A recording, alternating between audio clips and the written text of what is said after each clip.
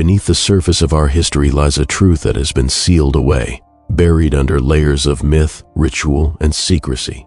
From the cryptic manuscripts of the Essenes to the veiled rites of the Freemasons, from the ancient ziggurats of Mesopotamia to the catacombs beneath the Vatican, whispers speak of a gate, not a metaphor, not a symbol, but a real threshold, a passage that leads beyond our world into the domain of the fallen. Across time, there are recurring hints of this forbidden path, the ninth gateway, always hidden, always guarded, always obscured by symbols and codes only the initiated could comprehend. But why? What was so dangerous, so sacred about this gateway that entire secret societies dedicated their existence to concealing it? And what lies beyond it, waiting? What if the stories of watchers cast down from heaven weren't allegory but history? What if powerful bloodlines, those who pull the strings of nations, trace their origins not to kings and conquerors, but to entities from a darker realm? And what if that realm is not only real, but still accessible? Tonight, we peel back the illusion of history and confront the chilling possibility that ancient societies didn't merely preserve knowledge, they protected a gate that, once opened, could rewrite the very nature of reality. They say the truth is hidden in plain sight, that history is not written by the victors, but by those who know how to bury it beneath symbols, rituals, and veiled allegories. The tale of the ninth gateway is not something you'll find in your school books or on the shelves of your local library. It's whispered in monasteries, embedded in coded texts, and passed between the lips of secret societies who have sworn blood oaths never to reveal it. But for those willing to see beyond the veil, the signs are there. It all begins with a gate, not made of wood or stone, but of frequency and vibration, hidden between dimensions, shielded by layers of spiritual law and forbidden knowledge. According to ancient sources, this gate, known as the ninth gateway, was the last portal used by the Watchers, the fallen angels mentioned in the Book of Enoch, before they descended to the earthly realm to interfere in the affairs of men. Unlike the other 8 gates said to align with celestial paths, the ninth is concealed in a realm we cannot access through mere physical travel. It is guarded not by swords, but by secrecy, symbols, and silence.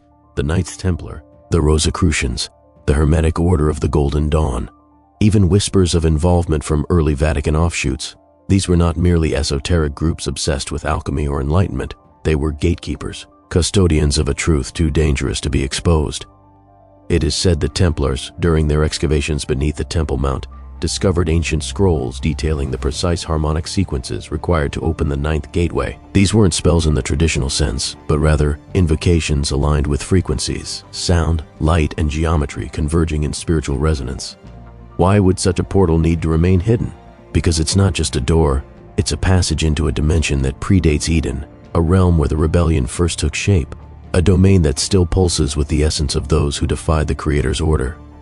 To open the ninth gateway is to invite not mere spirits, but ideologies, energies, and intelligences that once corrupted mankind in the age before the flood. Modern science may scoff at such notions, but if you look closely, the shadows of this knowledge have bled into technology. The Large Hadron Collider, under the guise of seeking subatomic particles, has eerily similar goals to those described in those ancient scrolls, replicating conditions that may temporarily thin the veil between worlds. Elon Musk speaks of simulation theory. Quantum physicists speak of multiverses. But what if these are just new masks for very old truths? Even now, remote regions, particularly the ruins in Göbekli Tepe, Mount Hermon, and the catacombs of Malta, are showing signs of architectural alignments and frequency anomalies pointing to forgotten knowledge. The same geometries etched in megaliths across the world appear in digital form within modern AI neural networks. Are we being prepared for something? Are we, through occult architecture and technology, being funneled toward a collective moment of reactivation? The ninth gateway may not just be a location, it may be an event. Some believe the elite know this, that certain bloodlines, possibly descended from the Nephilim themselves, are awaiting the alignment of both cosmic and digital conditions to unseal this gate. Their rituals, gatherings, and symbols all hint at a countdown. The pyramids, the Vatican obelisk, and even corporate logos are all embedded with arcane numerology. What if the end goal isn't domination, but reunion, a return of their progenitors masquerading as saviors from another dimension? The clues are endless for those with eyes to see. The Ouroboros, the Eye of Horus, the Vesica Piscis, all tied to gates, births, and passages. What we call mythology may very well be documentation. But why the ninth? The number 9 in esoteric circles represents the end before renewal, the bridge between the material and the divine. It is the last integer before the sacred cycle begins anew. It is the moment before the fall or the ascension. And perhaps that's the most terrifying part. This isn't just about ancient beings returning. It's about ideologies that erase the soul's sovereignty, replacing divine order with a synthetic, centralized spirituality, a false light hidden behind a gate of mysteries. So we must ask, are the signs we're seeing today mass spiritual confusion, merging of man with machine, obsession with portals and dimensions, coincidence, or are they rehearsals? What do you think lies beyond the ninth gateway? A forgotten heaven, or a cage made of gold and whispers? You've been told not to look. Maybe that's the first clue that you should. Let me know if you're ready to see what they've tried so hard to hide.